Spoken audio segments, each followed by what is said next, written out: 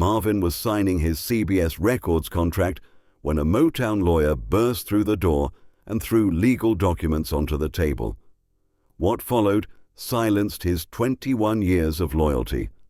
March 14, 1982.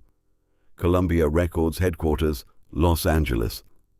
The air was thick with tension because Marvin had performed the songs What's Going On, Let's Get It On, and Sexual Healing for CBS executives. His voice was tired but determined. His hands were calm for the first time in months, but none of them knew that Motown had pressed and distributed the album without Marvin's signature. A warehouse worker in Detroit had seen the boxes. Midnight Love was supposed to be freedom. Instead, it turned into a battle.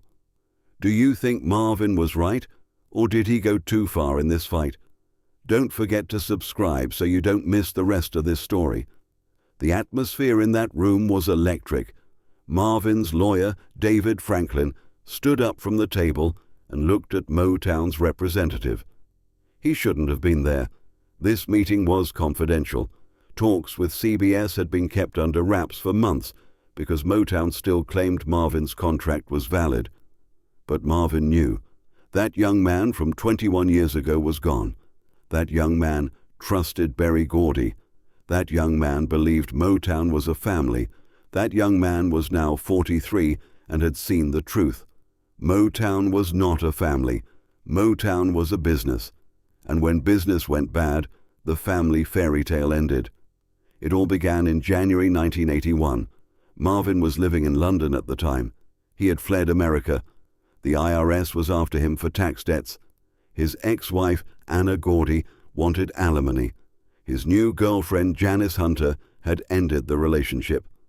Marvin was alone, broken, and making music, because music was his only escape. He had started recording a new album in a small studio in London. The album was called In Our Lifetime. It was about life, death, faith, love, and loss. Marvin was preparing this album with great care. He thought about every note, every word, every arrangement. This album was his artistic statement. It was a portrait of his soul, and no one could touch it. But Motown wasn't waiting. The company was in financial crisis. Gordy had moved to Los Angeles and left control of Motown to the executives. Frank Blair was the president of Motown and wanted a new album from Marvin. According to Marvin's contract, he owed the company one more album. Blair was impatient. Motown needed Marvin Gaye because the company's other artists weren't selling as well as they used to. Stevie Wonder had gone his own way. Diana Ross was focused on her solo career. Motown's golden days were behind it, and Marvin Gaye was still one of the few names that could sell. Do you think Motown loved his music, or just loved selling it? Marvin was sending tapes from London to Motown. They were draft versions, rough recordings. They weren't finished yet. Marvin said these recordings needed to go back to the studio. He said they needed more work. But Frank Blair couldn't wait. He took the tapes, gave them to Motown's producers, and told them to edit them. He didn't ask Marvin. He didn't ask permission. He just did it. The producers cut the songs. They deleted some parts. They added new instruments. They changed the vocals. And they released the album in January 1981. Marvin was still in London. He still thought the album wasn't finished. Then one day the phone rang. His friend Smokey Robinson was calling. He asked Marvin if he had heard the album was out. Marvin was shocked. What album? Smokey replied, In Our Lifetime. It's playing on the radio. Marvin hung up the phone.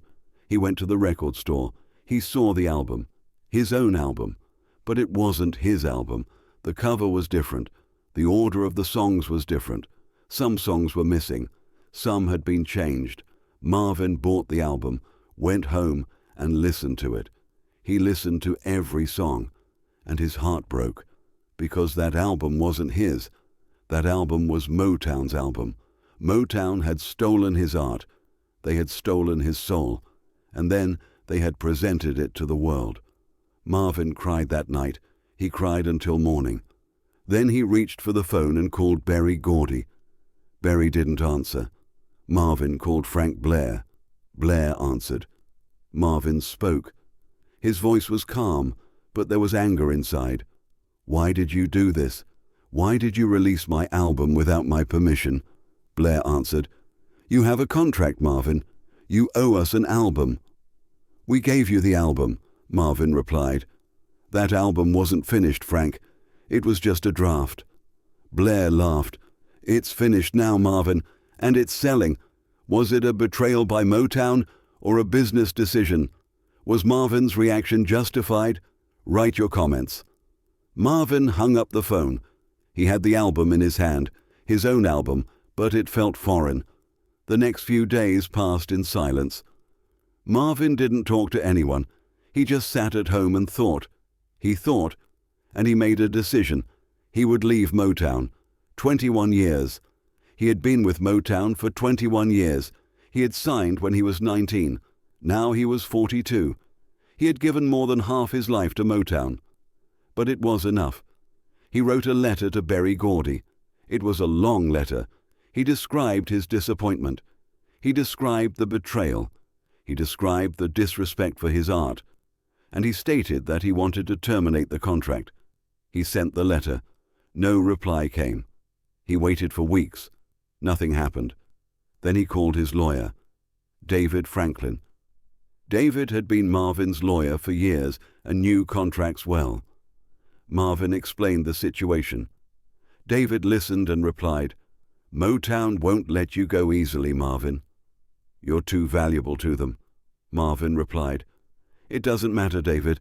I'm leaving. I'll find a new company. I'll make a fresh start." David shook his head. "Okay, Marvin, I'm with you." The next few months were a battle. Motown claimed the contract was valid. They said Marvin was still bound to the company. Marvin and his lawyer started legal proceedings. They tried to prove that Motown had released the In Our Lifetime album without permission. They showed that the tapes were drafts. They documented that it wasn't a finished album. But Motown was powerful. The company had many lawyers. The process dragged on. Marvin grew tired. But he didn't give up. Because for him, this wasn't just a legal matter. It was his artistic freedom, his honor. It was a battle for his soul. And he couldn't afford to lose. In those days, Marvin would sit for hours in his small London apartment, looking out the window. The Thames River flowed by. Life went on. But something inside Marvin had stopped. He wanted to make music, but he couldn't, because Motown was still on his mind. That album that was being played still hurt. Some nights he thought about the old Motown days. He remembered 1961. He remembered that young man, 19 years old. He remembered the day he first walked into Gordy's office. That day, Berry had given him a chance. He had given him a future, and Marvin had been grateful. He had remained grateful for 20 years, but gratitude was no longer enough, because respect was gone, and a disrespectful relationship was already over. Marvin's close friend, Harvey Fuqua, visited him often in those days.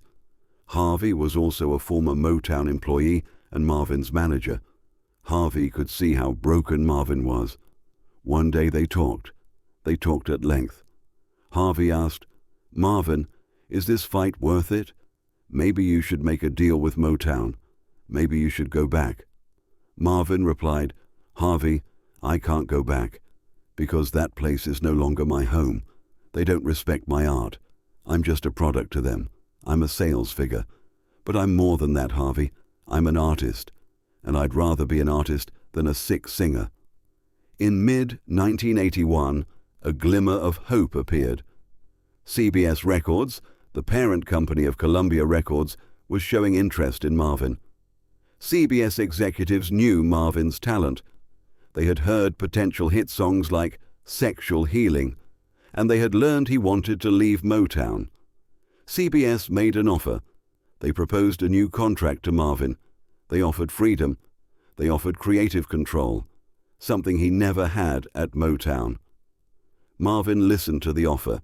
He was interested. But first, he had to resolve the Motown issue. CBS's offer was generous, not just financially, but artistically as well. They were giving Marvin complete creative freedom. He would be able to choose his own producers. He would be able to write his own songs. He would be able to design the album cover. None of this was possible at Motown. At Motown, Gordy made the decisions. Producers were assigned. Songs were chosen. Artists just performed. But CBS was different. CBS valued Marvin as an artist, but that wasn't the end of it. At the end of 1981, negotiations began between Motown and CBS. Talks were held about Marvin's transfer. Motown wanted money because Marvin was still valuable. CBS agreed to pay, but when Marvin found out, he was furious. Am I a football player?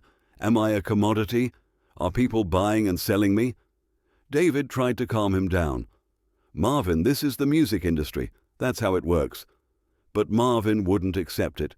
No, David, I'm an artist. I'm Marvin Gaye, and no one can sell me. But the truth was, he couldn't fight the system. He could only find his way within it.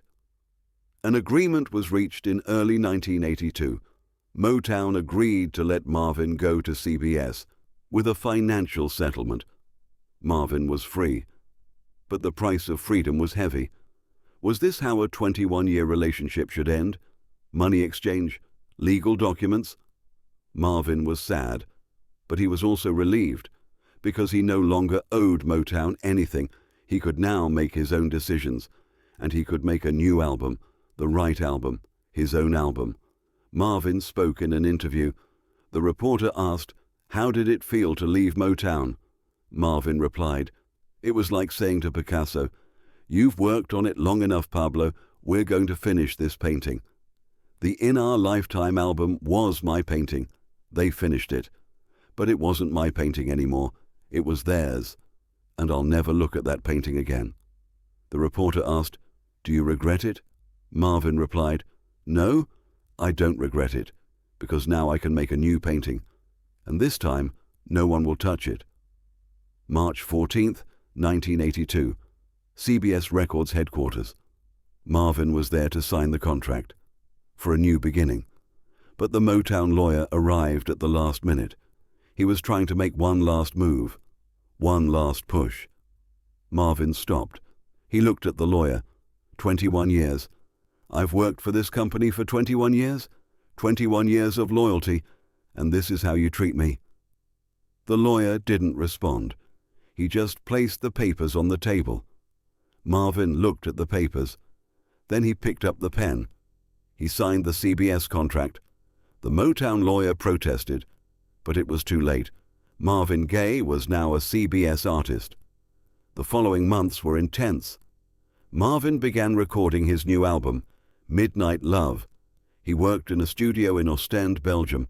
It was a small place by the sea. Marvin had escaped there. He had escaped from America, from the pressure, from the past.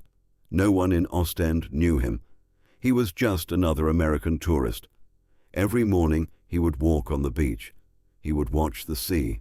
He listened to the seagulls. And he went to the studio. He worked for hours. Producer Harvey Fuqua was there with him. The engineers were Belgian, but professional. And Marvin was free.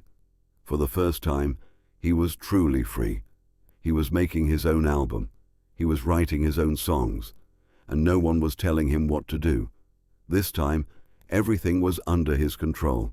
Every note, every word, every arrangement. No one interfered. No one rushed him. Marvin worked as he wanted, and a magnificent album emerged. The song Sexual Healing was born in the middle of the night. Marvin woke up and heard the melody. It was playing in his head. He got up, went to the studio, and recorded it. The song was written in 30 minutes. The lyrics flowed naturally. The melody was perfect. Marvin knew this would be a hit, but not just a hit. It was a song of healing. It was about the healing power of love. and Marvin believed in that because he needed healing himself. The album took 3 months to record, May, June, July 1982. Every day in the studio, working every night. Marvin was a perfectionist. Every detail mattered. Every vocal take had to be right. Every instrument was balanced. And the result was magnificent. Midnight Love wasn't just an album. It was a work of art. Marvin's soul was there, in every note, every word, every silence. Midnight Love was released in October 1982. Critics praised it. Fans loved it. Sales broke records. Sexual Healing won a Grammy. Marvin was amazing again, and Motown was silent, because what they lost was invaluable. Marvin Gaye wasn't just an artist. He was a legend, and they had lost that legend. Frank Blair resigned from Motown that month. Gordy made no comment, but the truth was clear. Motown had lost Marvin Gaye, and Marvin had gained his freedom. But Marvin's victory didn't last long. Midnight Love was his first album on CBS, and his last, because in April 1984 he was killed with his father's gun. He was 45 years old. He couldn't make any more albums. He couldn't sing any more songs. But he left behind a legacy, the legacy of an artist who fought for freedom, the legacy of a man searching for his own voice, and the legacy of a legend who stood up to Motown. The In Our Lifetime album is still controversial today. Some accept the Motown version, some seek Marvin's vision, but the truth is, that album wasn't Marvin's. It never was, and that always hurt him. Midnight Love, on the other hand, was the complete opposite. That album was entirely Marvin's. Every note, every word, every breath. And perhaps that's why it was so beautiful, because it was free. This is the story of Marvin Gaye's departure from Motown. 21 years of loyalty, a stolen album, and a battle for freedom. Was it a farewell or a liberation? Share your memories from those years with us.